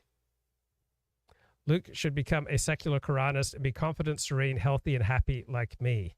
Yes, that's what everyone notices about Claire Core. Her confidence, her serenity, her health, and her happiness just radiates from her. I'm never depressed, says Claire. I am rather surprised at the robustness of my mental health. Nothing says mental health like Claire Core. Depression can be caused by a sneaking feeling that what you have based your important life choices on is false. It can be. I mean, depression can come from belief in lizard people. Depression can come from many places. Generally speaking, it is a healthy adaptation to having made a series of choices in life that don't work. All right? Depression is a medical term for normal human sadness that is frequently adaptive. I was sad when I was sick. All right? And that opportunity for the past 8 days to kind of step back from my normal schedule, step back from my normal beliefs, and take a time out from the habitual ways I think about things and do things, that's adaptive. And so too, depression and sadness is frequently adaptive when it's normal human sadness, right? You don't need the medical term depression. You don't need drugs. You need to get some understanding how you have arrived at a sad place and what would be some possibilities for going forward in a more productive manner. Claire says, I'm not fazed by rejection because I already know that most Westerners are Islamophobes. Claire Core seems to take rejection pretty personally. I mean, she has an encyclopedic memory for everyone who has rejected her. Claire says, I understand that people who disengage with me do it because they have lost all the arguments and they already know they cannot ever win against me. I mean, how delusional is that? I mean, Claire Core admits she doesn't read books, right? It's not like there's this, great depth of wisdom here.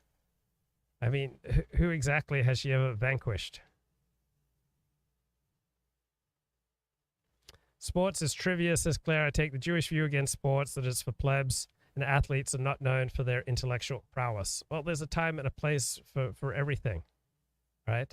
Life should not be 24/7 about achieving intellectual or moral ideas. Nihilists are people who have no principles. Nihilism is a product of atheism.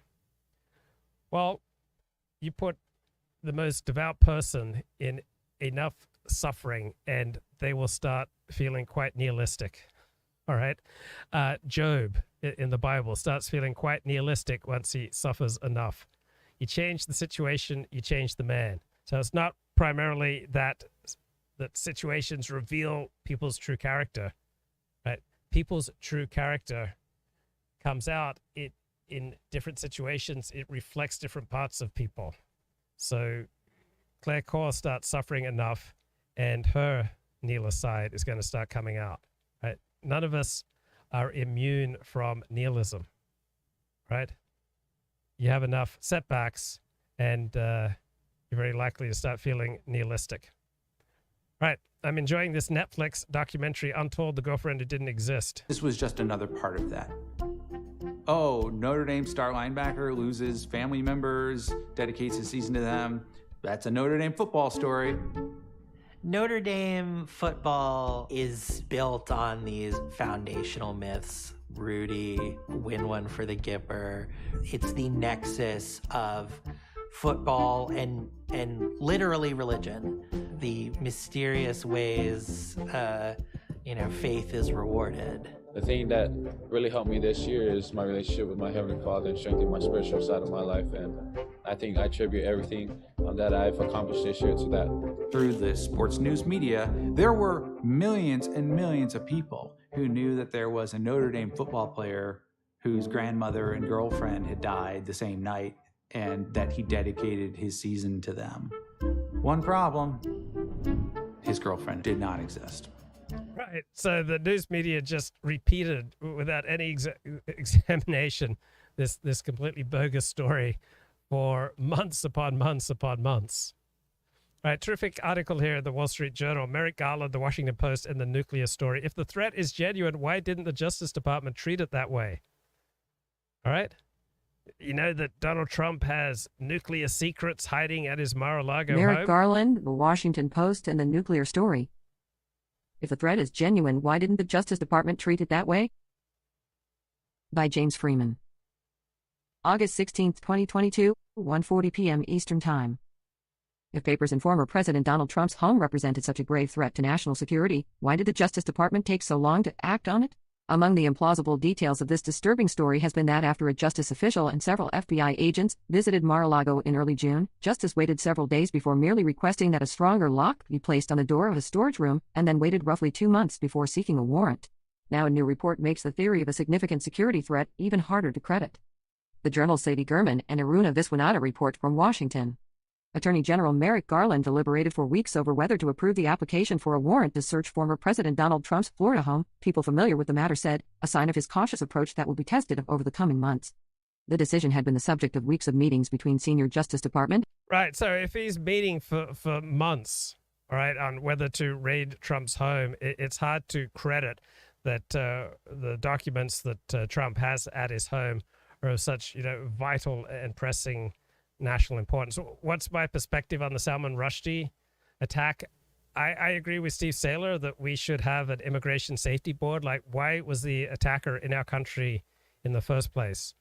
We should only admit immigrants to the extent that they benefit our country and are unlikely to engage in heinous behavior like this. So my first reaction to the attack on Salman Rushdie is, where did we go wrong with our immigration policy? Like, why is this person in this country in the first place? Like, why would we import people who have disdain for freedom of speech and for many other things that we hold sacred? Okay, we got some clips here from the chat, so let's have a look. Anyway, guys, so what I want to talk to you about here today is, speaking of dick riding, this pathetic cult of Trump, and the fact that everybody on the right side of the political spectrum, every Republican, has their panties in a bunch over this FBI raid of Trump's Mar-a-Lago estate, looking for, I guess, classified documents that belonged in the National Archives.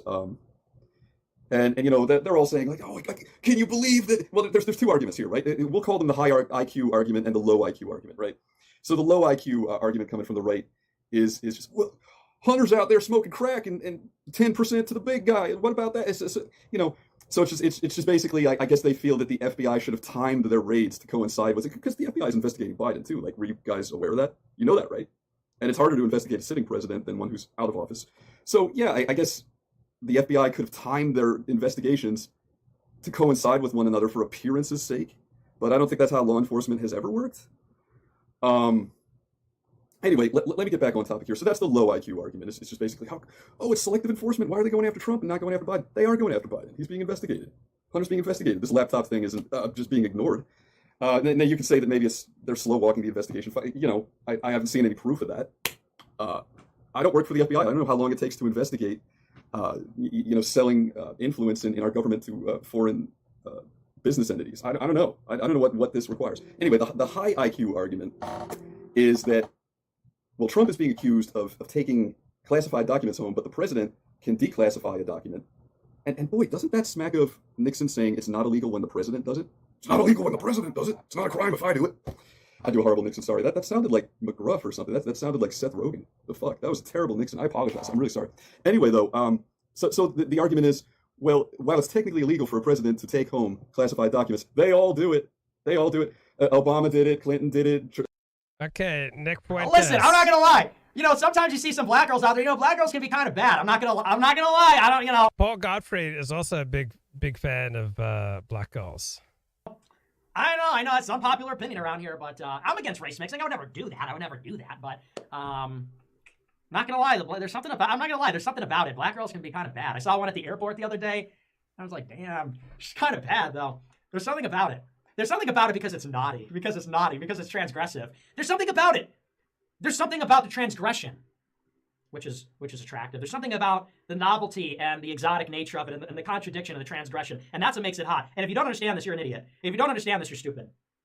Stupid people, Kai Clips is forbidden fruit. Yeah, forbidden fruit. Stupid people are like, oh, I want a hot blonde girl. I want to have regular sex with a hot blonde girl. And I want a vanilla ice cream cone. And I want to be rich and I want to drive a Lambo. And if you're a genius, you'll say it's about the contradiction. It's about the tension and it's about the transgression. It's about other things. And that's something that, frankly, you people would never understand because you're not eccentric and you're not a genius. Nick is entertaining, man. He still brings it.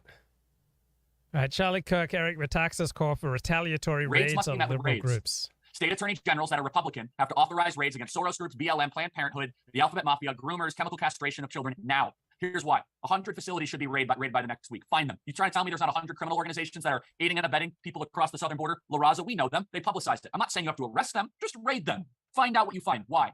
That will all of a sudden make them and their internal chatters. Guys, You were so stupid. You raided Trump. Now they're coming after us. Good. Now you know there's a price to this. True leadership means doing things that some people will say, oh, you can't do that. A leader makes that calculation and says, so do I believe that having a fetish for black girls is high IQ? Well, I think it's more true than not true that if you're willing to mate outside your group and you have the capacity to mate inside your group, as Nick Fuentes does, in his situation, yeah, I think this openness to new experience, to new people, to have more of a sense of ease and thrill and a sense of transgression, going after a member of the out group. Yeah, I think Fuentes may be onto something there. I think I need to do this now, and history will judge me. God will judge me. Yes. And that's what I would say about Mike Pence on January 6th. In other words, I could see people say, well, you can't do this. Other people say you can't do this. Okay. The point is, that's when you show whether you are a leader, whether you take the temperature of history and do what is needed and let God judge you and let history judge you. We need those kinds of leaders now because we are in a war. We need a wartime consigliere. That's where we are. And if you don't understand that, you're done. You're done. We can't use you anymore. Both of us are Christians, and we take our orders from Jesus. So we're not talking about doing anything like saying, well, these are difficult times and we need to do what we need to do. Taking your orders from Jesus is absolutely meaningless because you can interpret Jesus in any direction. I mean, as a source of spiritual inspiration, it certainly has meaning for people. But as far as practically predicting people's behavior, it's meaningless because you can interpret Jesus in an infinite number of directions, just as you could if you said, oh, I take my directions from Torah, right? You can take your directions from Torah in a left-wing direction or a right-wing direction. We're not only really saying that, we're saying that on top of saying that, what is God's will? God gave us this nation, he gave us liberty, and he gave us the obligation to keep the republic. We have an obligation. So anybody who's a Christian who feels that, well, that's not playing nice, ladies and gentlemen, I'm here to tell you, we're not talking about civility, or we're talking about fighting for what is right. And the question is only in this detail of how do we do that? But there are many people who say, we don't fight. No, we don't fight. We wait till the election. If you don't understand that there is a time to fight, there is a time to take dramatic action. And it is not only not violation of our Christian faith. On the contrary, it is a manifestation of our faith. Yes. It has to be. It's a matter of justice. It's that simple. It's a matter of justice, which is God's idea, not our idea. And if we're not going to uphold justice, which is one of the core values of the American constitutional order, then the whole thing falls apart. Our entire system is inspired by the Bible. It is based on God's will and providence breathing into our life. And if we're just going to kind of sit idly by and do nothing, this is what drives me nuts, though, Eric, is that only a pampered, comfortable, self-righteous, arrogant, weak, theologically questionable Christian generation could believe such a thing. Our grandfathers and our ancestors were Christian, and they knew if they had to fight evil, they did. And so why are you willing then to inherit the gift, but not willing to preserve it? If you are not angry about this, if you don't want to do something about this, you're part of the problem, folks. That's right. Folks, you are part of the problem. You are in bed with evil if you are not outraged. Okay, so Right Wing Watch is publicizing this clip to show how heinous these people are. But Eric Metaxas and Charlie Kirk wouldn't be speaking this way if every institution in our country, with few exceptions, wasn't controlled by the left. All right. So when that wasn't the case, you didn't have Christian nationalism.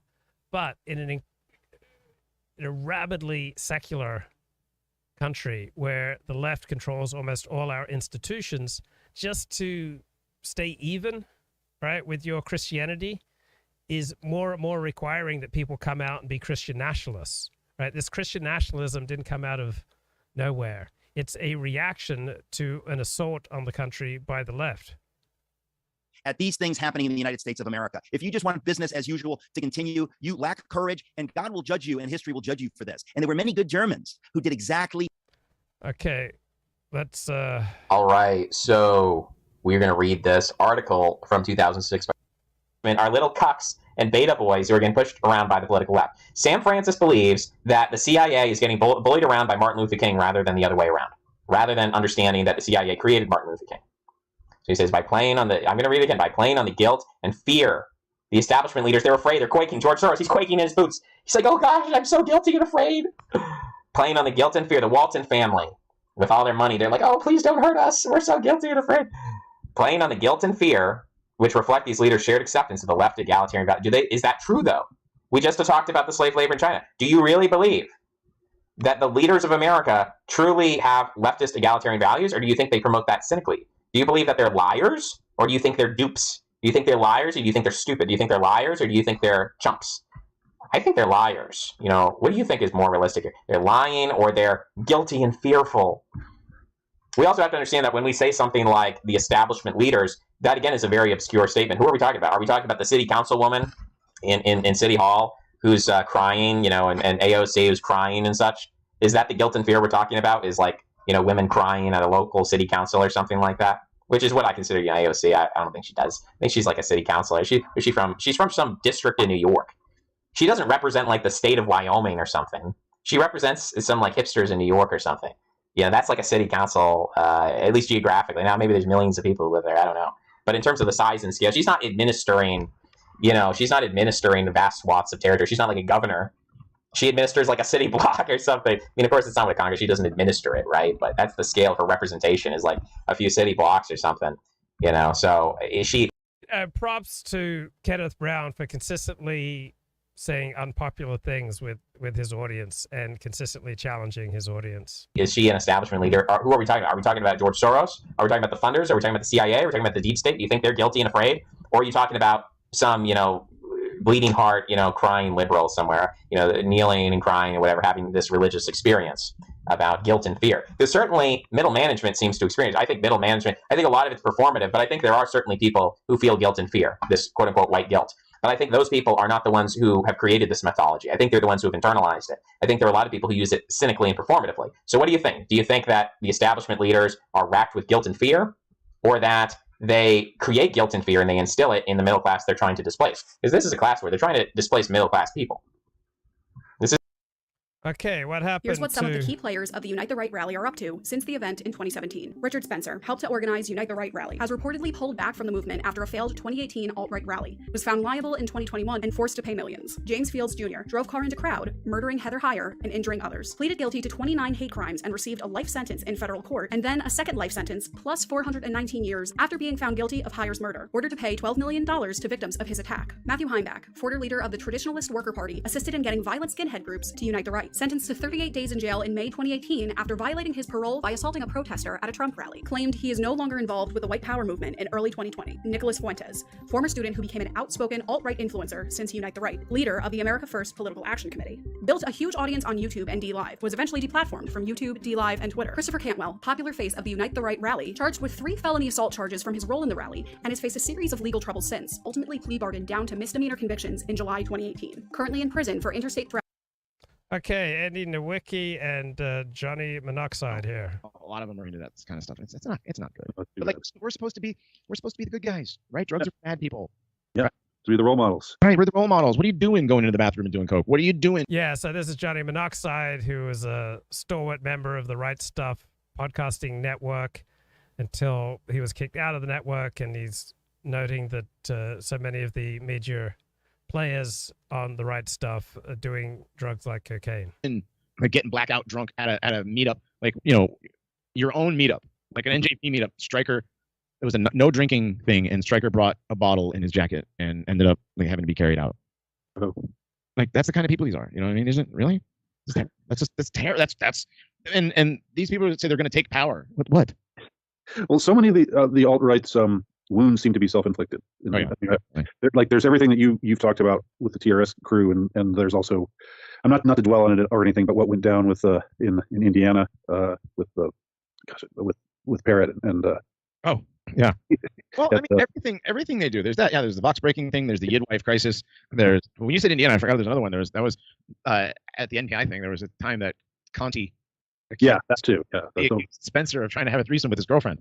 Yeah, like what kind of people which are these didn't people, happen you know? that way. I know, and so it's like I mean, I would like to say I was standing there. Kevin McDonald was there. Kevin McDonald was sitting on the couch, like, what the hell? What's going on right now? I was like, Dr. Mouse, like, welcome to the NPI After Hours, Dr. McDonald. Well, guy like he's like 70 or something, right? He's like, Kevin McDonald came out like 70 something. He was having a good time. He was talking to a female, and she was very interested in the story about the Jews, so he was having a good time.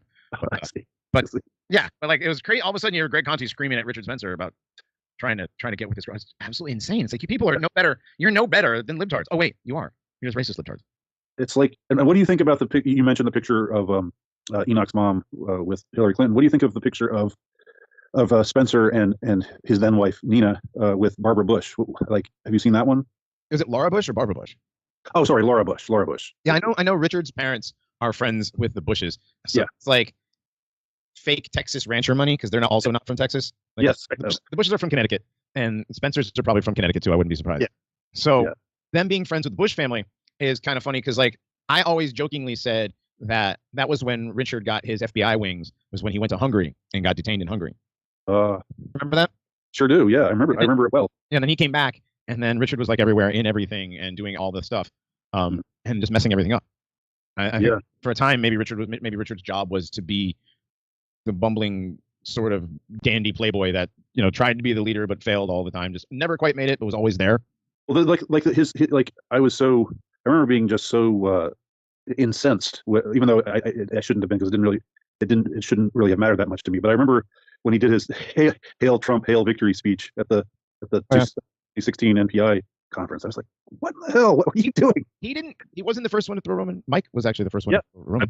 I believe so. Mike was, from people that were there, Mike himself. Yeah. You can't see him because he's off to the side. Mike was the first to throw Roman, and everybody did. Yes. Like, what are you doing? How is that? Like, and that was at a moment where, they were actually in a favorable position because Trump had won, and you could just sort of coast. But instead, he has to pull a stunt like that and look like a clown. Yep, we're gonna take this one with us. We're gonna make everybody. Oh my God, it's bad. Yeah, I was involved in several sessions of doing that dumb stuff. Yeah, I'm not innocent of. Oh, Johnny, you went along with it. Yeah, I did. It was a lot of fun. It was a whole lot of fun. We were on top of the world. We were going to win. We were going to take power. A small group of us were somehow going to be implanted into management somewhere. Look, there was a few steps that we needed to work out. Right. Okay, Liars on the Right, Jorjani. This is going to be the worst Liars on the Right video. I just want the title out there because I'm tired of people asking. So I'm going to make a video about it so people don't ask anymore. But ultimately, we're going to have to end this series. We can't continue to answer questions about esoteric e-celebs. Jorjani's a freak. Look at the guy. He looks like a freak. What do I look like? I look like I'm homeless. I look like I live in a house with holes in it. That's what I look like, okay? But Jorjani looks evil, okay? And he says evil things. He's a terrorist. He's working for the government. He hates the government. He reminds me a lot of Moldbug. Moldbug, just to rehash Moldbug, is a man who stole my term deep right, which I invented in 2017. But he doesn't have any original ideas. He's an obscurantist, like Cantbot, like Logo Daedalus, who blocked me on Twitter, by the way. One of the very few people. There are a few other people, but they don't deserve a mention. So, he's like that. He's an obscurantist. Jorjani came up with this term, Prometheanism, which is all about rebelling. Like, the funny thing is that the whole ethos that Jorjani describes is the ethos of Zeus and Apollo and of many other deities in the main line, right? But Jorjani has to go and say that actually Prometheus, who is a giant who is against Zeus, is the true spirit of Western civilization. The myth is a myth of rebellion. It's a myth. It is a kind of Luciferian myth. It's a myth of the rebellion of creation against creator, against son, against father. And it's a common theme, right? But to boil it down to Prometheanism and to say that's the new religion and we're just going to throw out Zeus, it really lacks in understanding of the psychological extremes that I call deep left and deep right. So, right, Kronos in the Greek mythology represents the deep right in a certain way. He represents complete tyranny, autocracy, a man who would rather kill his children rather than see, because that is the reverse of the Oedipal complex. It is the desire of a father to kill his children so that they don't usurp him. And we see this in real life. We see men who are so threatened by their sons or women who are threatened by their daughters that they will sabotage their children because they're afraid that their children will supersede them. So we see this in real life. So these myths have a deep resonance with our psychology. That's what Cronus represents. On the other hand, you have Zeus, who is a revolutionary who overthrows him with cleverness and the help of his mother. Very similar in Judaism to Jacob, who overthrows Esau, his older brother, with the help of his mother by tricking his father. They are analogous myths. These are the same myth, between Judaism and Greek mythology, even though people want to make them out as so different. And yes, there are differences, of course, but the central myth is actually exactly the same. The Olympian and the Olympian blood gives rise to the kings of Hellas, and the blood of Jacob gives rise to the king. Okay, Andrew Anglin here talking about where the alt-right went wrong. So for Tony Hobart gets him like $27,000 or whatever. You know what I mean? Like, that's what these people do, man. They fucking grift. And when they it's top down, it's not decentralized, is what you're saying. No, I mean, like when Sven got really butthurt at me for the final time, and he told everybody that I was to be cut off. He told the pool party leaders, cut Johnny off, and they went out and they said, cut Johnny off. And like people who know me IRL will not speak to me anymore because Jesse said to cut me off. And what would you use to describe? What's the best term to describe this sort of behavior? Cult-like. Exactly. I mean, there's no other. So they got their own vocabulary. They have their own vocabulary. They have their own hierarchy. They have their own people in charge. They have their own information disseminators. They're Paid now subscriptions. Paid subscriptions. They're doing vetting, personal vetting for IRL meetups, where now guys that are, because of the thing with the paranormies getting kicked off and becoming anti-TRS and all this shit, there are still people who still like the paranormies that are TRS listeners or were or whatever, and they're still like torn between, I like listening to the show and I still like listening to the paranormies. I'm going to listen to both. Well, TRS has done the thing where they're like, you can't listen to both. You have to only. They've openly said that. Oh, they've openly called us fake white nationalists. Like Jesse has gone on record by saying that the paranormies are gunt guarding for Zionist policies. Gunt guarding is a term that they use for Ralph on the kill stream, because Ralph is the gunt. He's got the big fat thing. Which is funny that those guys at CDS or TRS would use that term, because Mike has a gunt. Mike's a big fat fuck too, so whatever. Oh yeah. He loves ranch, that's for sure. I mean, come on. I mean, he's the only guy I've ever heard of to go back for seconds at McDonald's. Damn. In fucking Gainesville, when they went to Florida. Remember when they went to Florida with Spencer for the Gainesville thing? And yeah, he went down there with him, and one of the guys who was working quote security was like, Johnny, you could not believe this, dude. He went for fucking seconds at McDonald's. Who the fuck goes back for seconds at McDonald's? Damn! Wow, that's insane. But anyway, that's a whole other thing. Like, yeah, they've done the whole bit where they're like, oh, we're gonna get healthy. Everybody's gonna, dude. If you didn't need to work for a living and you had people paying your income because you did a podcast, would you not spend at least 2 hours a day working out and doing personal betterment stuff? Well, not only. Come on, man. You said that Andrew Anglin caught into this timestamp, and it's not true, man. Come on, Bones Mode. Your timestamps are way off. I'm a really big supporter of the Christian nationalist movement. I support Christians. I'm going to fight for Christians. I'm going to fight for white people. I'm going to fight for nationalist movements. I'm going to fight against the anti-white racism that is being perpetuated. I'm going to fight for all Americans, really, all freedom-loving Americans, regardless of their background. But there is clearly a war on white people. There's clearly a war on Christianity in this country. Even though I am Jewish, I'm still going to fight for Christian nationalists. And I find that most of my friends and most of my allies and most of the people who I associate these days with are Christian nationalists. Okay, Laura Loomer there. And I'm back and I'm done. Take care.